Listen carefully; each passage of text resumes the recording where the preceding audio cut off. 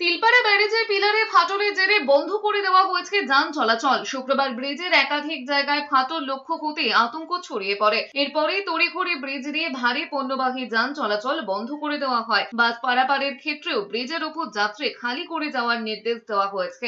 ইতিমধ্যে এলাকা পরিদর্শন করেছেন জেলা পুলিশ সুপার আমনদীপ, জেলা শাসক বিধান রায় সহ জেলা প্রশাসনের উচ্চ পদস্থ কর্তারা। এর জেরে কার্যত উত্তরবঙ্গের সঙ্গে দক্ষিণবঙ্গের যোগাযোগের ক্ষেত্রে বড় প্রভাব পড়বে। আমরা রুট ডাইভারশন করছি এখানে সো দ্যাট কোনো goods vehicle, loaded goods vehicle বা এমটি অলসো সেটা না যায়। এই মুহূর্তে আমরা শুধু 2 চাকা গাড়ি, 4 চাকা ছোট গাড়ি প্লাস খালি বাসগুলো সেই আমরা শুধু এইটুকু ভেহিকল আমরা অ্যালাউ করছি এখান থেকে পাস করার। তারপরে ফার্দার আমাদের মিটিং বগেরা হবে ডিএম সাহেব লোক সঙ্গে বা পিএচই সঙ্গে মিটিং হবে।